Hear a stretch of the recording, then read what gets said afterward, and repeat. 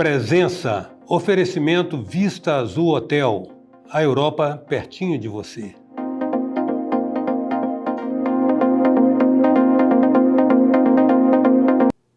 A presença hoje é a da economista-chefe da Federação das Indústrias do Espírito Santo e gerente executiva do Observatório Findes, Marília Silva, com quem nós passamos a conversar.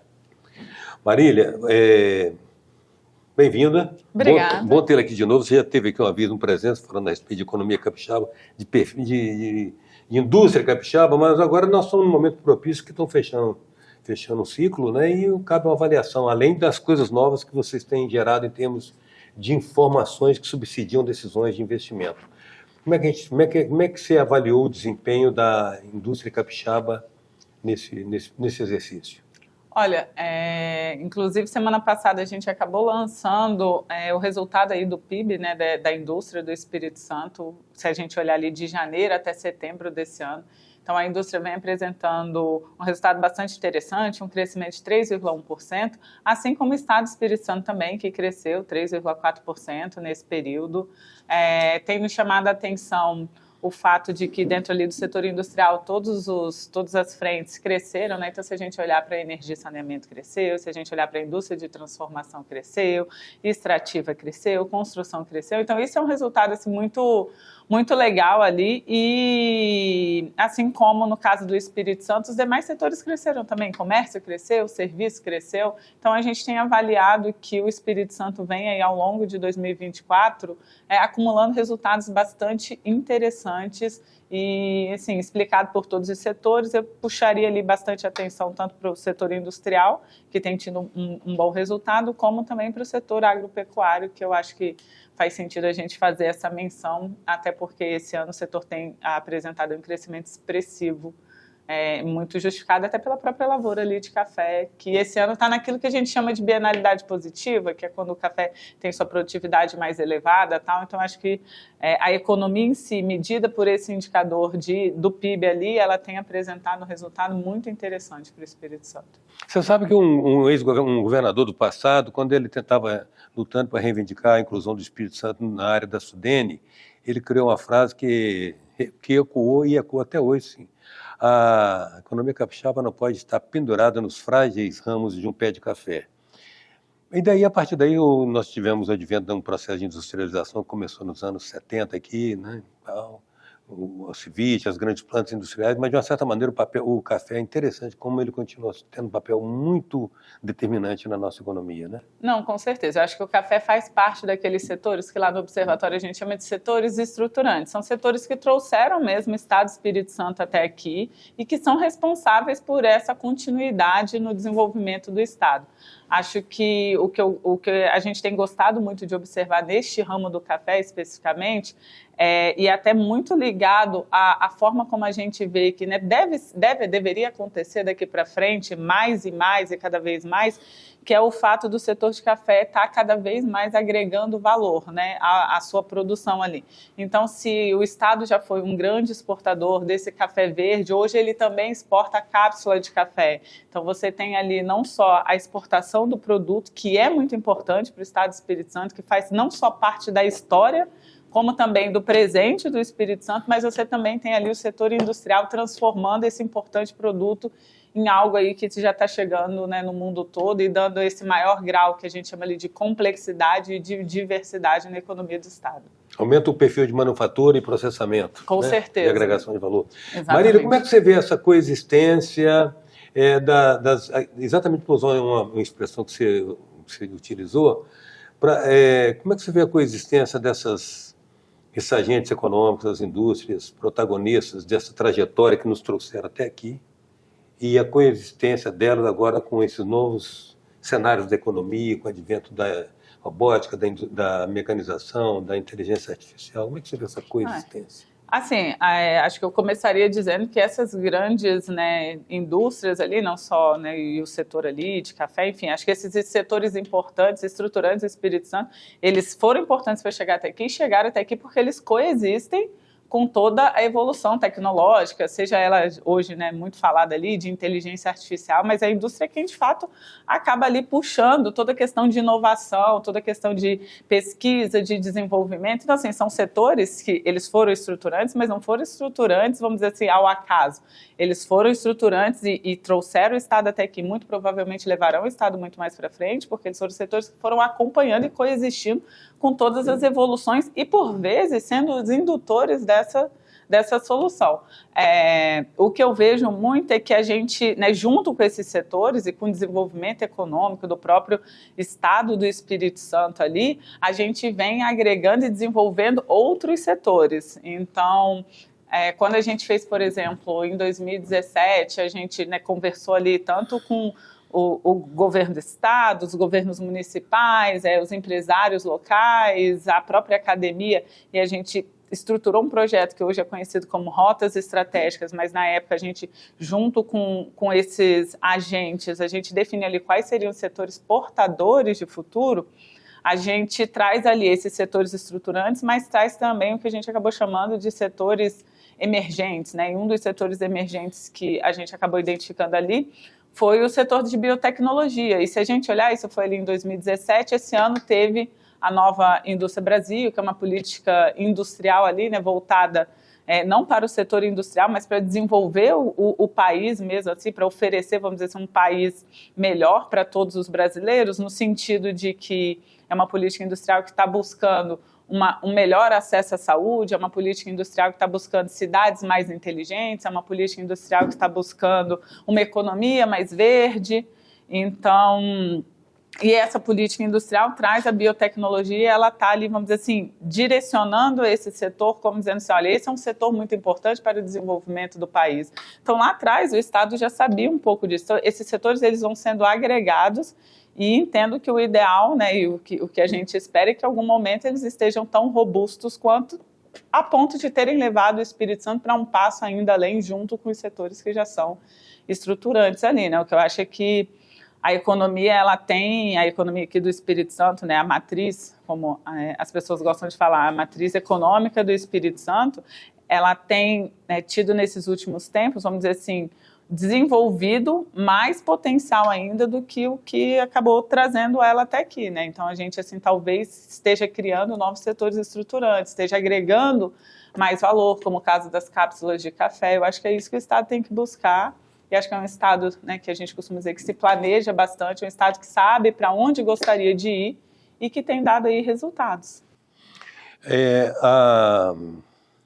Não é especificamente a questão do Espírito Santo, mas a gente assistiu mais recentemente, nos últimos anos, um questionamento muito forte a respeito da desindustrialização que estaria sendo configurado por uma redução da participação da indústria no PIB. Esse processo está estacionado, foi revertido? Como é que está esse processo?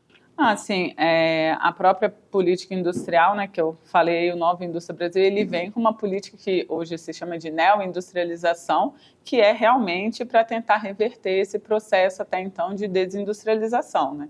Acho que o diferencial dessa política é que ela não é uma política voltada ali, o nosso objetivo é desenvolver a indústria, não, o nosso objetivo é desenvolver o país por meio da indústria, justamente trazendo a indústria para esse centro, trazendo a indústria ali para o papel que a gente realmente, né, entende ali que a indústria tem, que é o de puxar desenvolvimento, puxar inovação, que é um setor que acaba pagando mais do que os outros setores. Então, assim, você não só consegue, vamos dizer assim, a gente hoje, nesse momento, né, talvez uma das temáticas mais faladas aqui no momento é a busca por uma economia mais verde, pela descarbonização. Então, assim, como é que você vai fazer isso? Você vai fazer isso por processos produtivos cada vez mais limpos, você vai fazer isso por meio de uma indústria automotiva cada vez mais eletrificada. Então, assim, você vai lá na frente devolver à sociedade um mundo, né, vamos dizer assim, melhor por meio de toda a capacidade produtiva do setor industrial mesmo, assim. Então, acho que o que a gente tem gostado muito do Nova Indústria Brasil é ela ter sido justamente uma política industrial que busca o desenvolvimento do país, mesmo ali utilizando a indústria como meio para isso, e aí, claro, em virtude, talvez, da desindustrialização aí que o país tem sofrido ao longo dos últimos anos. Desenvolvimento industrial como estratégia de desenvolvimento do país. Agora, você identificar os fatores que a gente pode ser identificado como limitantes ou restritivos ao desempenho da indústria, isso é na formação de capital humano, na questão da infraestrutura, no aporte de disponibilidade tempestiva de crédito, onde a gente pode identificar fatores que ainda são restritivos. O desenvolvimento, assim, não só do setor industrial, mas até de outros setores, depende de múltiplos fatores, né? O que a gente acaba até chamando de ambiente de negócios.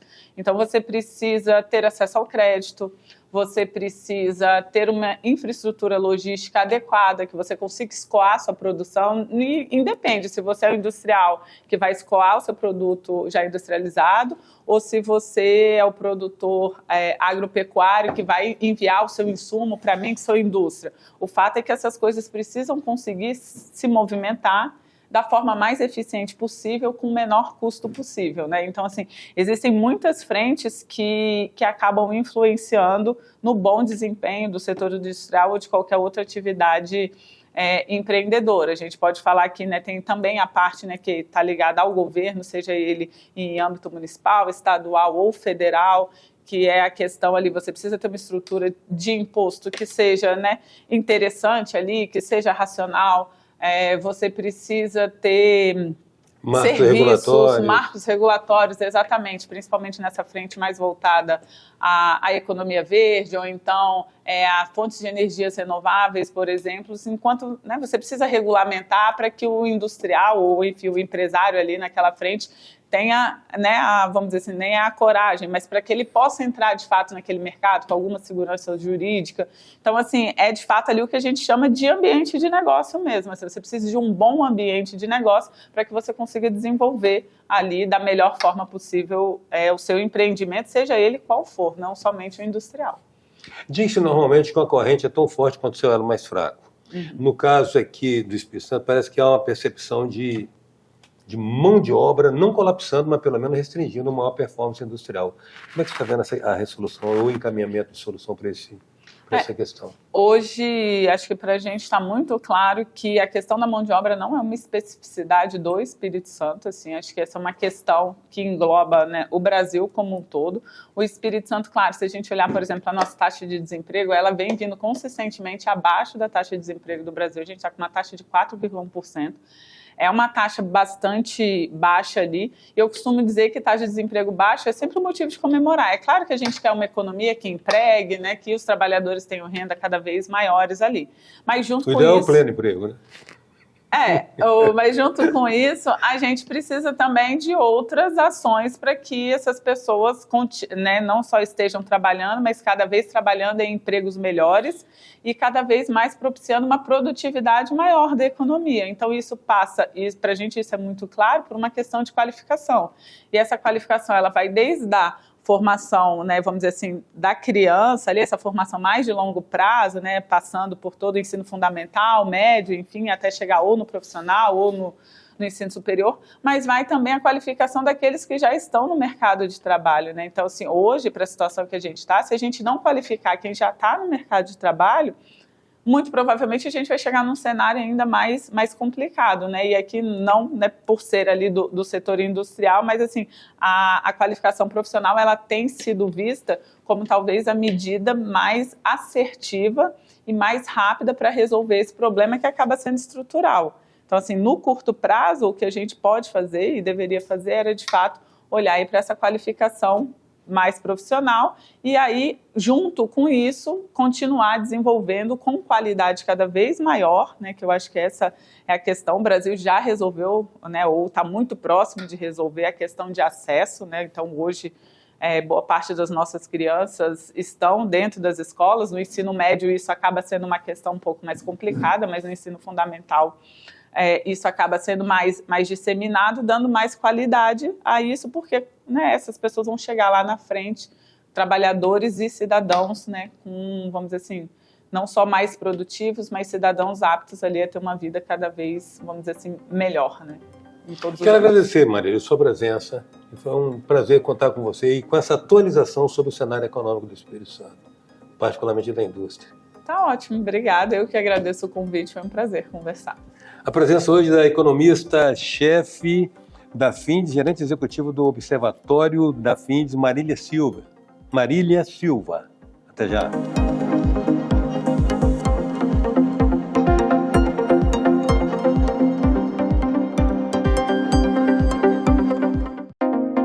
Presença, oferecimento Vista Azul Hotel, a Europa pertinho de você.